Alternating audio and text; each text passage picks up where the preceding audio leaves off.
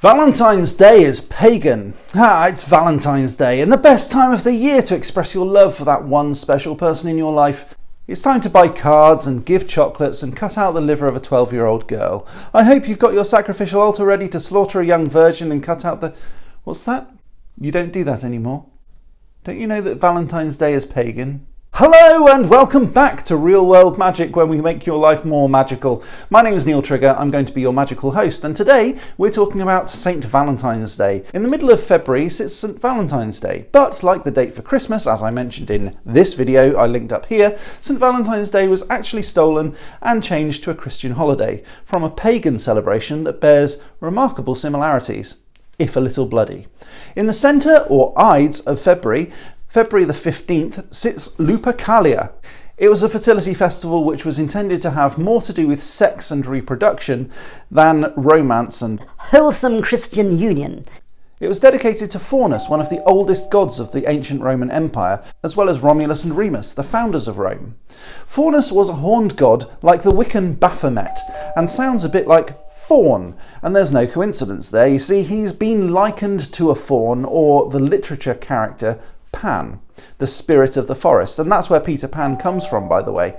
But rather than the Peter Pan of Disney, it's a bit more like Pan's Labyrinth, and this is where things start getting a little icky. As the Roman god of agriculture, land and forest, Faunus had another name, Inus, during which time he was responsible for making cattle pregnant. Yeah, like that. Okay, so let's get away from Faunus for a moment, because frankly, it's gross, and focus on some of the other stuff. Now, if you think about St. Valentine's Day, you probably think of hearts and flowers, don't you? Surely there's nothing pagan about the heart shape. Actually, hearts don't look anything like that, do they? They look like this. Let's put them side by side. They don't actually look anything like one another. Some people say this simplified version is a symbol simply coming from misunderstanding. After all, the understanding of anatomy at the time of the heart symbol was very basic. But this doesn't make really very much sense, does it?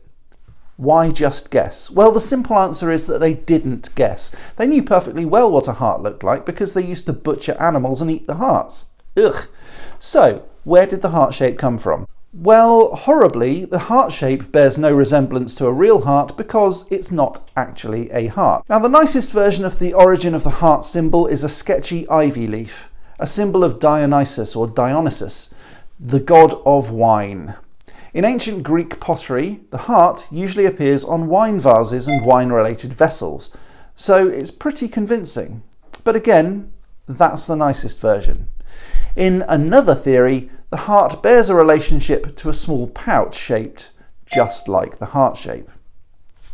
In ancient Egypt, the pharaoh was known as the eater of men, described in ancient texts as eating the entrails of those human souls sacrificed to him.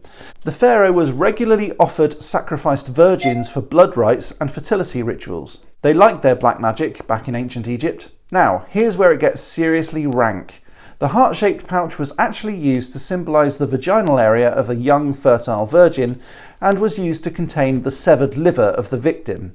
This tradition was said to migrate across the Atlantic to America, where the Mesoamerican civilization of the Mayans, or the Mayans, sacrificed virgins on the 14th of February, which is St. Valentine's Day. After gang raping her on a stone table, the liver was then cut out, chopped into small chunks and distributed among the young women gathered there, who stored the liver in a heart-shaped pouch. This pouch was then given to a suitable chosen man of the tribe as a gift, which was then eaten on the understanding that the acceptance of the liver was a contract to impregnate the person who offered it to them. Presumably, if they didn't impregnate them, they got killed too.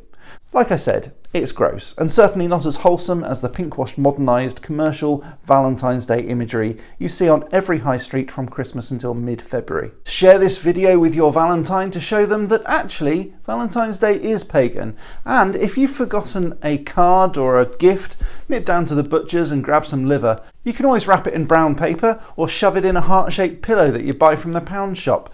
You can always say, "Don't worry, babe, it's traditional." So there you have it, Valentine's Day is pagan. I hope you liked this video. If you did, please click the like button. It looks like this, like a thumbs up, and comment down below. If you want to see more of me, click the subscribe button and ding that bell. By dinging the bell, it tells YouTube that it was a good video and more people should see it. Visit my website at realworldwizards.com. I'll talk to you next time, and as always, until next time, stay magical. Please subscribe to Real World Magic.